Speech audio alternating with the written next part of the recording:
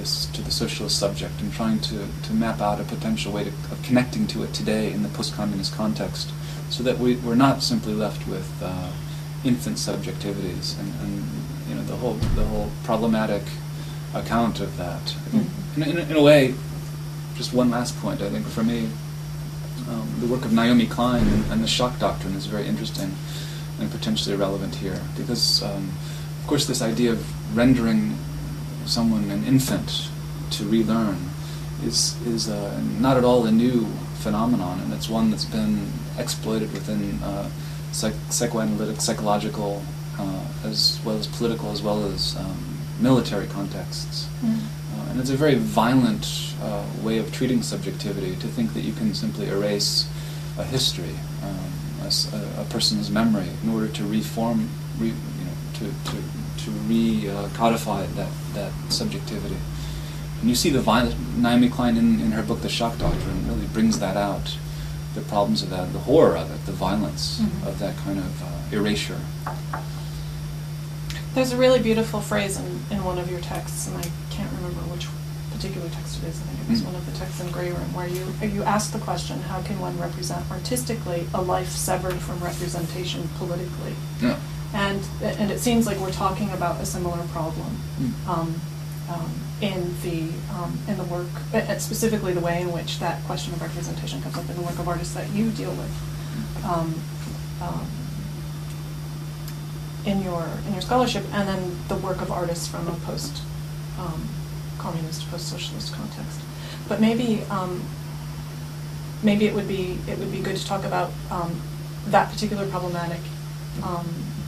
And the artists that you've treated who deal with that problematic, so we can start talking a little bit about objects and images, and then maybe transition into this question of the documentary as a fundamental mode, because you've also written extensively about that. Right, because if a recent emerging imperative within cultural practice is to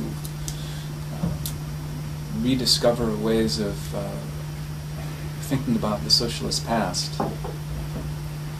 In other words, to reject the totalization of post-communism,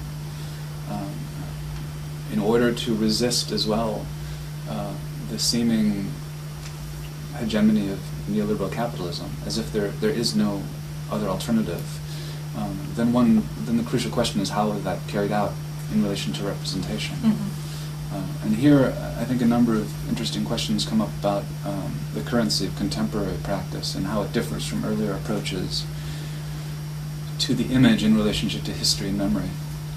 So for me, that question that you quoted is one that I ask in relationship to the recent developments in statelessness, and you also mentioned Agamben earlier, and his work has been a major reference point for me in thinking about this, but surely not the only one, because my work began with thinking about the exiles of Marcel Duchamp. So this relationship between the avant-garde and statelessness or mobility or exile is a long-standing one, going back surely to the 19th century, I think, is when I think it probably begins. But recently, this question for me relates to the developments of globalization since '89. '89 has been an important date for me as well to think about this, because of the discourse that it began, the discourse that began to be produced following '89 in the '90s, because it was as if the fall of the Berlin Wall and the dissolution of the Soviet Union, the liberalization of China, opened up new ways of thinking about globalization, which is a term that has been around earlier than '89, since the '70s at least, even going back earlier to someone like Marshall McLuhan using the term in relation to the global village. But in the '90s, there was a kind of what I've written about a triumphalist account of globalization. The globalization was, finally we've reached the end of history, to invoke Fukuyama's now, I think, kind of cliched phrase. But we've reached a new period where there's no longer major ideological struggles between communism and capitalism as with the Cold War. And owing to the shifting geographies and the collapse of borders, we've reached a new stage of in a way, the new possibilities of equalizing the conditions of mobility worldwide, as well with the beginnings of deregulated travel in terms of air flights, and the communications revolution in terms of the internet and mobile phones.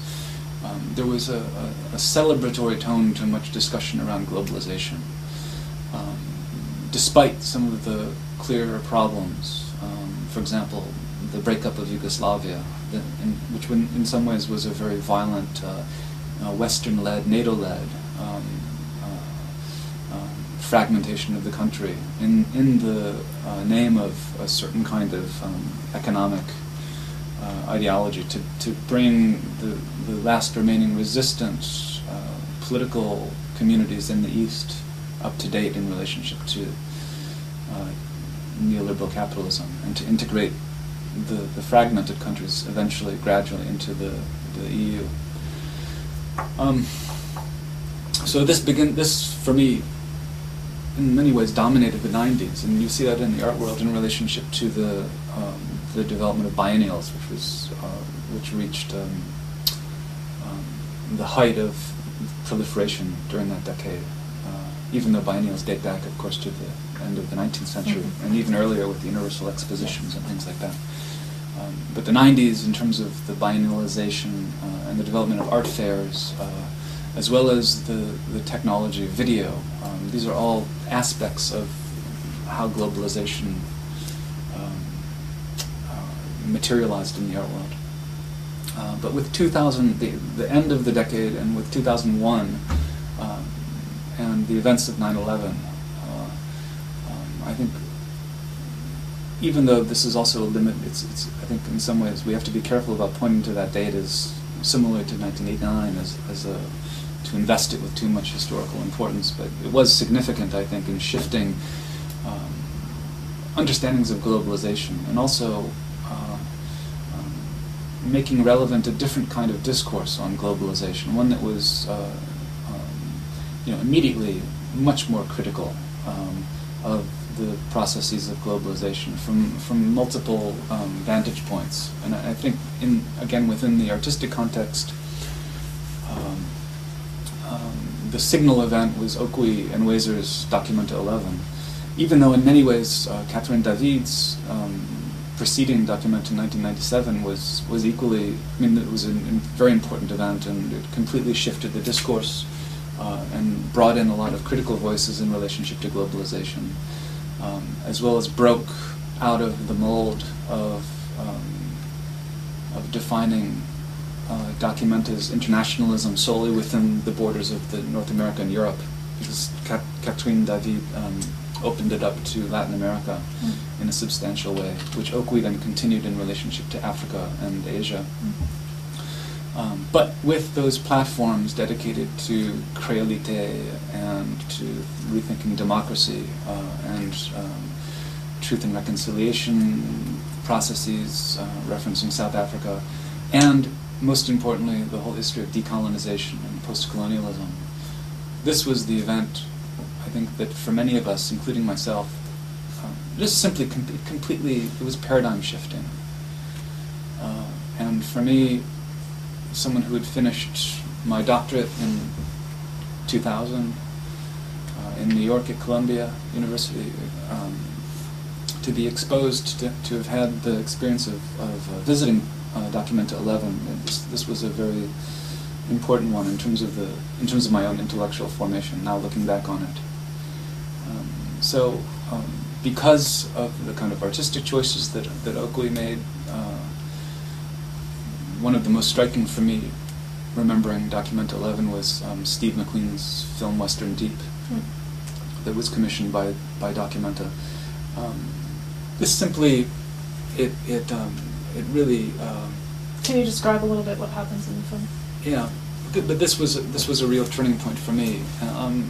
Not that my work had been unconcerned with questions that Okui was also asking, because I was already relying on and reading post-colonial theorists, like Edward Said was always important during my graduate work in the 90s, and Gayatri Spivak was at Columbia as well. Homi Bhabha was very important in the 90s. The whole intersection of post-structuralism and post-colonialism, for me, that was a crucial element of my consciousness as a graduate student. And I used this in relationship to thinking about Duchamp. So that was, in a way, the methodological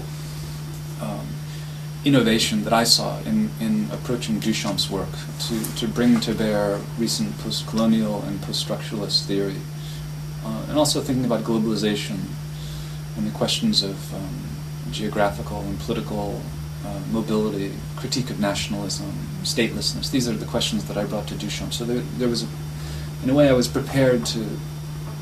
Well, it also undermines the common narrative around modernism as internationalism, right? If you take it from and it also updates it from a contemporary perspective, so that you actually have to look at the objects that are well known and have been discussed by myriad other scholars with fresh eyes. Yeah. And so that's what's, I think, very innovative about this particular approach to Duchamp's work. Yeah, I hope so.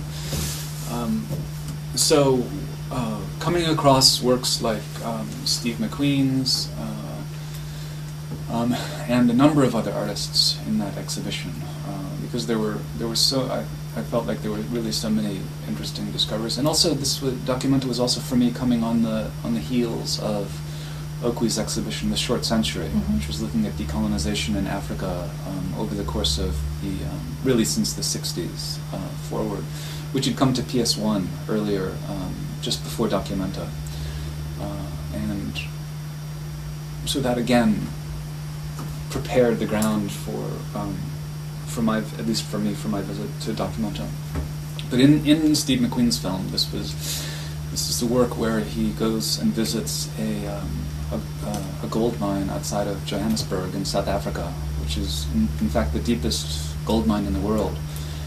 In the context of, he probably made it, I'm not sure exactly when, but probably 2001, 2002, he was producing it, making it, which is of course almost 10 years after the end of apartheid.